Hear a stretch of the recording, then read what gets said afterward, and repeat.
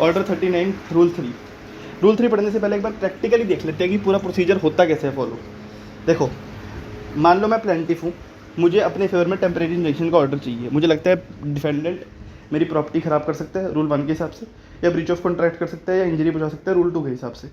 तो मैं कोर्ट में एप्लीकेशन लगाऊंगा कि सर इन रीजन की वजह से मेरे फेवर में टेम्परेरी इंजेक्शन का ऑर्डर पास कर दो। अब डिफेंडेंट इसका रिप्लाई देगा, मेरी एप्लीकेशन का जो मैंने कोर्ट में एप्लीकेशन दी उसका रिप्लाई देगा defendant. Audio alter partum principal of natural justice, उसे भी बोलने का मौका दिया जाएगा। और जब वो रिप्लाई फेल कर देगा तो कोर्ट में होते हैं आर्ग्यूमेंट्स। मैं बोलूँगा कि सर इंजंक्शन का ऑर्डर इन रीजन्स की वजह से पास करना चाहिए, वो बोलेगा कि इंजंक्शन का ऑर्डर इन रीजन्स की वजह से पास नहीं करना चाहिए। फिर कोर्ट डिसाइड करती है कि इंजंक्शन का ऑर्डर पास करना है या नहीं करना। अब सुनने में तो लगता है छोटा सा प्रोसीजर, पर असल में इसमें भी टाइम लग जाता है। अब ऐसा भी तो हो सकता है ना कि इसमें इतना टाइम लग जाए कि इंजंक्शन का पूरा पर्पस ही डिफीट हो जाए। In the main time defendant मेरी प्रॉपर्टी को ख़राब ही कर दे, या फिर ब्रीच ऑफ कॉन्ट्रैक्ट कर दे, या इंजरी पहुंचा दे ऑफ लाइक नेचर। तो एक एक्सेप्शनल सिचुएशन है। जनरल रूल तो यही है कि उसे रिप्लाई फाइल करने का मौका दिया जाएगा, फिर आर्गुमेंट होंगे।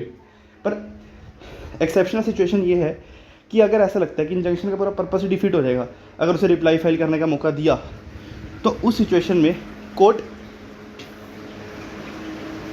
सिर्फ मेरी एप्लीकेशन पे इंजंक्शन का ऑर्डर पास कर देगी अगर कोर्ट को लगता है कि पूरा इंजंक्शन का पर्पस ही डिफीट हो जाएगा अगर उसे रिप्लाई फाइल करने का मौका दिया गया तो।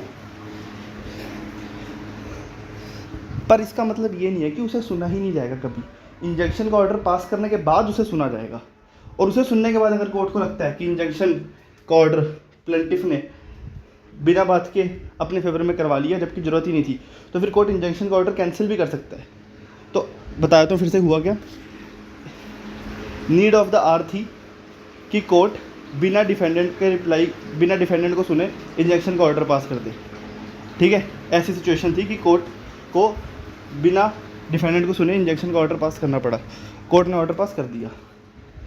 उसके बाद प्लेंटिफ ने डिफेंडेंट को, जैसे ही इंजंक्शन का ऑर्डर पास हुआ, प्लेंटिफ ने डिफेंडेंट को इन्फॉर्म कर दिया कि भाई मेरे फेवर में इंजंक्शन का ऑर्डर पास हो गया। प्लेंटिफ ने डिफेंडेंट को copy of affidavit they the. Application जो दी जाती है ना इंजंक्शन की, उसके साथ एफिडेविट भी दिया जाता है कि भाई जो मैं बोल रहा हूँ सच बोल रहा हूँ। तो एप्लीकेशन दी, उसके साथ एफिडेविट दिया। अब एप्लीकेशन की कॉपी भी जाएगी डिफेंडेंट के पास इंजंक्शन का ऑर्डर पास होने के बाद, और एफिडेविट की कॉपी भी जाएगी, प्लेंट की कॉपी भी जाएगी, जिन डॉक्यूमेंट्स पे मैं रिलाई करता हूँ वो भी जाएगा, ऑर्डर भी जाएगा जो कोर्ट ने ऑर्डर पास करे मेरे फेवर में डिफेंडेंट के पास। ठीक है, रजिस्टर्ड पोस्ट के द्वारा। उसके बाद अगर कोर्ट को लगता है कि प्लेंटिफ ने झूठ बोला था, प्लेंटिफ ने ऐसे ही अपने फेवर में इंजंक्शन का ऑर्डर ले लिया, ऐसी कोई इमीडिएट रिक्वायरमेंट थी नहीं, या फिर इंजंक्शन का ऑर्डर की जरूरत थी ही नहीं, तो कोर्ट फिर वो ऑर्डर कैंसिल भी कर सकता है।